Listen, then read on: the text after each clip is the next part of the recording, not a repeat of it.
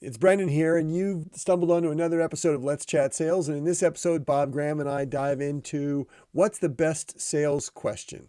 And we dig into that, we break it down a little bit, and we try to have some fun. So if you find this useful, if you find it helpful, by all means, like and subscribe and share it with your friends. And we're going to dig right in. So let's go. So guess what, Bob? It is another episode of Let's Chat Sales. No, these keep coming like every couple of days. It's a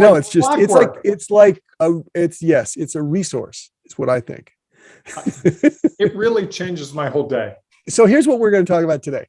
You know me, the whole discovery process, I think, is the linchpin. It's the cornerstone of a good sales strategy. Because if you can do a nice job with discovery and understanding what the customer needs are, then the sales process becomes infinitely easier and more straightforward. And so I thought I'd ask, or we could kind of bounce around, what do you think the most important customer discovery question might be? I like to ask a question. I'll give you mine. What made you hop on this call with me, knowing what you know about what I do? Oh, okay. That's yours? I find that really opens the door to figuring out what they're looking for, because they'll tell you, I really don't know anything about you.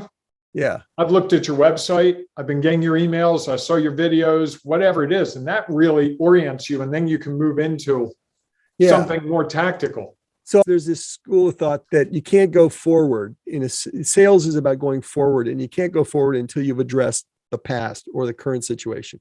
I sort of buy into that you have to understand what's going on today. So one of the questions would be, what are you dealing with today? In some fashion or another, trying to understand what's important to them today.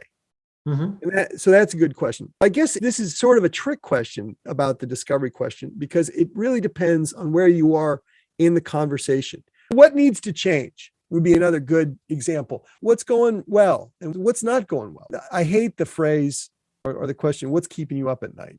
Because it becomes so trite. And to some degree, so is the question, what does success look like? But some variation on that is not. I like that theme. I think it really does make someone tell you what they're looking for in a way that they don't when you say, what are you looking for? So what are you looking to accomplish is a general. That's kind of the catalyst for a whole series of questions to kind of drill down into what is it they're really looking to accomplish and what's in the way of that? Like, what's keeping you from doing that already? Why do you need to do it at all? Would be another interesting question. Like, can't you live with it now? How are you doing it today? And what's wrong with that? Yeah, Brendan, I'm going to deviate a little bit. And what we're really talking about is to ask these questions. You have to have confidence in what you know and what you're doing. I guess I would say that comes certainly with experience. The more you do this, the more familiarity you're going to have with the potential number of different answers you might get. And then you have an ability to answer those questions. But I guess the general philosophy I would rely on, if you will, is that you have this genuine curiosity about what the answer might be. I think if you're anticipating what the answer is so that you can come back with a feature or a benefit, I think that's missing the whole point. That's the thing that's going to get you in trouble, because it's going to telegraph that you're back in sales mode. Whereas if you're just actively curious about, why doesn't this work? Why can't this work? What are you doing today? Like, oh, that's an interesting problem. I hadn't thought about that. I don't think you have to know all the answers. I think the whole point of this is to have conversations with your customers that are productive. And I think if you go in with the idea that I'm going to ask some important questions because I need to know whether or not there's a fit, and we've said this before a bunch, I think that's liberating, because if you can go in and determine there's no fit, then you're going into it with the right approach, because, as we've said many times before, you really don't want, you want ideal customers, you want the right customers. And if your product doesn't fit, then you're going to end up with customers that are going to cause you a whole bunch of problems later on. And the discovery process is meant to avoid that. What do you think about the idea of getting to know the person too, and what makes them tick and what they're trying to achieve? You know what? Those things will come up when they're supposed to come up. I mean, I wouldn't ask someone like, hey, are you expecting to be the, CFO in 3 years? I'm not saying that, but if they volunteer it. Well, I mean, that's my point, is that if you focus on what their objectives are, their business objectives are, at some point you will have developed enough trust and rapport with them that they will let their guard down. Then they'll explain, this is why this is important, because I want to get home to my family, or because I want to move into this department, or I want to My change bonus companies. is tied to how much we accomplish, and we can't do it with the people. So this is a technology solution, whatever. Yeah. So those things are all important in the sense that you want to learn those things, but you want them to come out in a natural way. And so that rather than say, hey, what's in this for you? That's going to put them in a defensive mode, where you're better off asking, hey, listen, I'm trying to figure out whether or not this is a fit for us. If we can help you, I want to help you.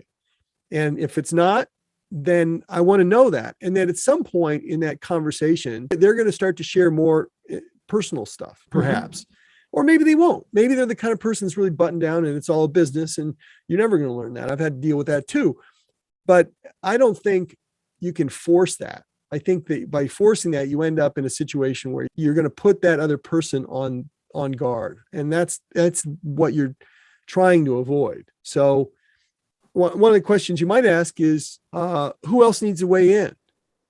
Right. Is there anyone else? Is there another perspective that we need to get? Like, who are your users? If you're talking to some engineering guy or gal, at some point you're going to say, who's the user on this? Right. Who's the person that has to live with this application day in and day out? Yep. Because at some point you want to know who those people are, and you want to talk to them, because they're going to be your advocates or they're going to be your enemies. If you're you're a SaaS app that requires adoption to make money, to grow the revenue and to be successful, you got to talk to those people.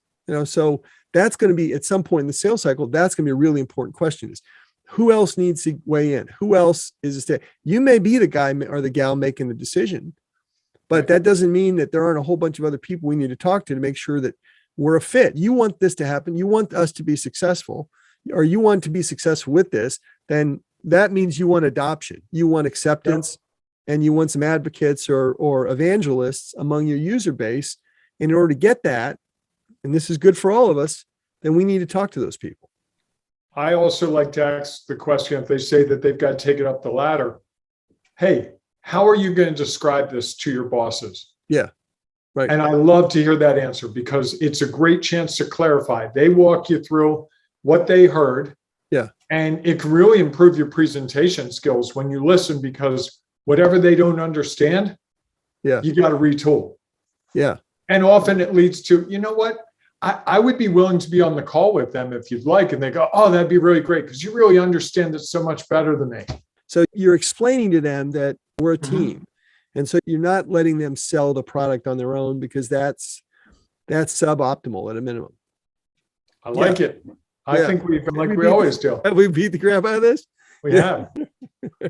All right. Well, I have a hunch we'll be back with another episode of Let's Chat Sales really soon, right, Brendan? Yes, we will. Very good. All right. And who doesn't want that, right? Good talking to you, Bob. All right, Good talking to you.